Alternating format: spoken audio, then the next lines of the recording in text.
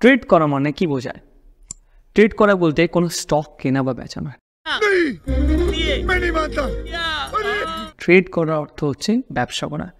তুমি যদি বাংলায় ডিকশনারিতে গিয়ে সার্চ করো, দেখবে ট্রেড মানে হচ্ছে ব্যবসা বা বাণিজ্য। তো যারা ট্রেডার তারা কিন্তু ব্যবসায়ী, বিজনেসম্যান। তো ট্রেডিং কথার অর্থ হচ্ছে কোনো কিছু কেনা বা বেচা। ট্রেড করার অর্থ হচ্ছে ব্যবসা করা। কিন্তু ট্রেডিং বলতে বর্তমানে বোঝে লোকে যে স্টক মার্কেটে ট্রেড করা, ইন্ট্রাডে, এফএনএ ট্রেডিং, তা নয়। ট্রেড মানে হচ্ছে ব্যবসা বা বাণিজ্য। তো ট্রেডিং মানে কি? ব্যবসা বাণিজ্য করা। এই জিনিসটা এখন ভুলে গেছে লোকজন ট্রেডিং বলতে স্টক মার্কেটে ট্রেডিংয়ে বোঝায়।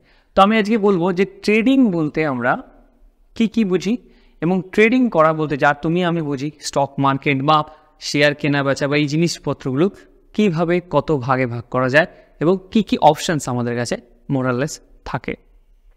শুরু করি। ট্রেডিং ইন্ডিয়ান মার্কেটে হতে পারে, ট্রেডিং ইন্ডিয়ান মার্কেটের বাইরেও হতে পারে। ইভেন কোনো দেশের মার্কেট বাদেও ট্রেডিং করা সম্ভব। আমি সেই ট্রেডিং বলছি না যেখানে গরু পাচার চলে যাচ্ছে আর কি, বা কেনা বেচা করছি বা স্মাগলিং করছি, নট লাইক দিস, বাট এই টাইপেরই জিনিসপত্র। যেমন stock market trading number 1। Number 2 কী হতে পারে? ফরেক্স ট্রেডিং, মানে ফরেন কারেন্সির উপরে ট্রেডিং। নাম্বার 3 হতে পারে ক্রিপ্টো কারেন্সি ট্রেডিং, ক্রিপ্টোর উপরে ট্রেডিং। তো এই মেজরলি 3 ভাগে আমরা ভাগ করতে পারি, যেখানে যে জায়গাগুলোতে আমরা ট্রেড করতে পারি। আরেকটা হচ্ছে কমোডিটি ট্রেডিং। তো এই ভাগগুলোতে আমরা কিন্তু ট্রেড করতে পারি। এবার ইন্ডিয়ান মার্কেটের মধ্যে চলে আসে কিছু কিছু ভাগ, যেমন সুইং ট্রেডিং হয়ে গেল, অপশন ট্রেডিং হয়ে গেল, মানে এফএনও যেটা বলে ফিউচার অ্যান্ড অপশন ট্রেডিং হয়ে গেল, আমার সুইং ট্রেডিং হয়ে গেল, ওদিকে আমার পজিশনাল ট্রেড হয়ে গেল, লং টার্ম ট্রেড হতে পারে, শর্ট টার্ম ট্রেড হতে পারে। তো এইগুলো ইন্ডিয়ান মার্কেটের উপরে, ইন্ট্রাডে তো আমি বলেছি, তো এইগুলো ইন্ডিয়ান মার্কেটের উপরে হয়।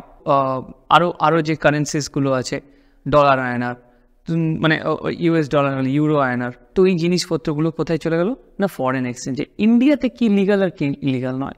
দেখো, ইন্ডিয়াতে স্টক মার্কেট অবভিয়াসলি লিগাল, আর ফরেন এক্সচেঞ্জ ইন্ডিয়াতে বসে তুমি করতে পারো না, ওটা কিন্তু ইলিগাল।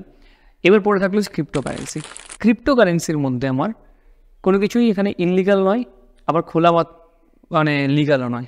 তো মোরালে সেটা লিগাল নয়। 30% ট্যাক্স যখন চাপিয়ে রেখেছে, তো তুমি করতেই পারো, সেদিকের উপর কেউ কোনো বাধ্যবাধকতা নেই। কিন্তু এর উপর একটা রেগুলেশন আসতে পারে, সরকার চেষ্টা করবে যেগুলোকে রেগুলেট করা। সরকারের এই কারণেই পছন্দ নয়, কারণ ক্রিপ্টো কারেন্সি রেগুলেট করা মুশকিল।